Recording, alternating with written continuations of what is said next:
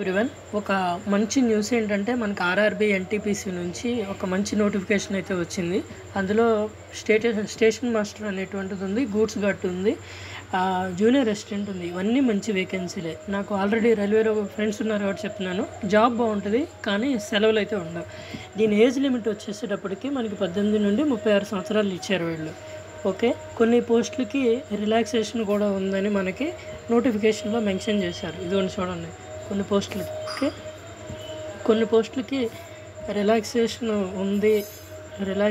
ఉంది అని వాళ్ళు మెన్షన్ చేశారు. ఇదిగోండి 36.